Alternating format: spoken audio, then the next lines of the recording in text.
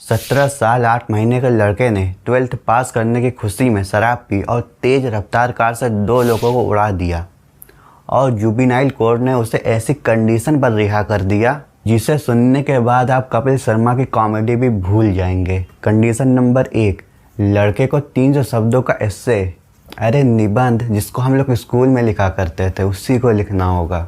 उसके बाद लड़के को जमानत मिल जाएगी।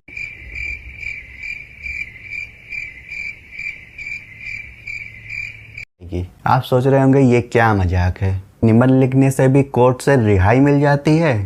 तो हाँ, ऐसा हुआ है पुणे के पासा कार एक्सीडेंट केस में। सबसे पहले हम जान लेते हैं लड़के के बैकग्राउंड के बारे में। लड़के का नाम है वेदांत अग्रवाल और उसके फादर विशाल अग्रवाल रियल एस्टेट डेवलपर यानी कि बिल्डर हैं और ब्रह्मा कॉर्पोरेशन के मालिक। तो इनका 17 साल का लड़का 12वें पास होने की खुशी में रेस्टोरेंट में दोस्तों के साथ जाता है और 9:30 से 1 बजे तक पार्टी करता है। यहाँ पर उसने और उसके दोस्तों ने शराब पी, जिसका सीसीटीवी फुटेज आपके सामने है। Those are the visuals on your TV screens. That's the CCTV footage now that has come out of the minor who was as seen on camera sitting with his friends here at a bar and drinking with them. Well, this is the CCTV footage now that is going viral. Drink करने के बाद अपनी Portia car लेकर 160 kilometre की रफ्तार से पुणे की सड़क पर दौड़ाने लगता है। तभी पुणे के कल्याण नगर में बाइक सवार 2 लोगों को टक्कर मार देता है। फिर क्या, वहाँ भीड़ इकट्ठा हो जाती है और उसको पुलिस के हवाले कर दिया जाता है, ये सोचकर कि पुलिस उसे सजा देगी।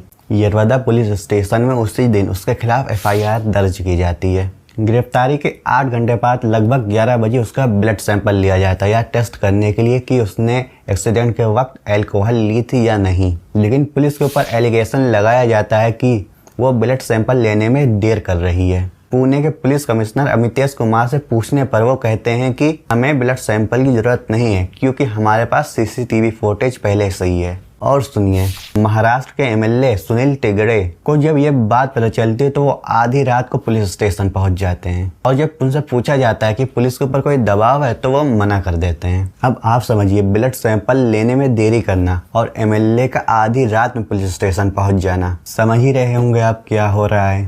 पुलिस कस्टडी के लगभग 15 घंटे बाद 17 साल 8 महीने के लड़के को जुवेनाइल कोर्ट ले जाया जाता है और उसे कोर्ट से कुछ कंडीशन पर रिहाई मिल जाती है। चलिए सुनिए कंडीशन क्या क्या थी।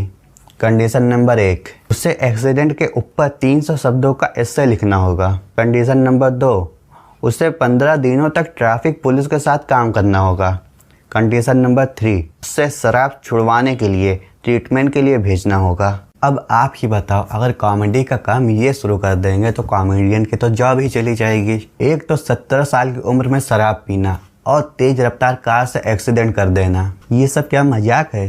जरा सोचिए, अनीस अवधिया और असमनी कोस्टा की फैमिली पर क्या बीत रही होगी जब उन्होंने अपने बच्चों का एक्सीडेंट के बारे में सुना होगा। लेकिन पोर्शा कार एक्सीडेंट का मामला इतना गरमाया कि कोर्ट को अपना फैसला रद्द करना पड़ गया और सेक्शन 75 और 77 लगाकर वेदांत के फादर को गिरफ्तार कर लिया जाता है क्योंकि वह अपने 18 साल से कम उम्र के लड़के को शराब पीने और ड्रग्स लेने से नहीं रोकते हैं और माइनर होने की वजह से बिना ड्राइविंग लाइसेंस के कार चलाने का केस भी दर्ज होता है और कार पर नंबर प्लेट भी नहीं होती है। अब भाई पिताजी रियल एस्टेट में काम करते हैं, इतने बड़े इंसान खुद को और अपने बेटे को इतनी आसानी से थोड़ी ना फंसने देंगे। तो हमेशा की तरह इल्जाम किसी करीब पर लगा दो और खुद बचकर निकल जाओ। सही सोच रहे हैं आप, इल्जाम अपने फैमिली ड्राइवर पर लगा दिया। अब आगे क्या होगा वो तो अब आगे ही पता चलेगा। आज की वीडियो के लिए बस इतना ही। अगर वीडियो आपको पसंद आई हो तो लाइक और सब्सक्राइब जरूर कर देना क्योंकि आपके लाइक और सब्सक्राइब से मुझे वीडियो को बेहतर करने में और मोटिवेशन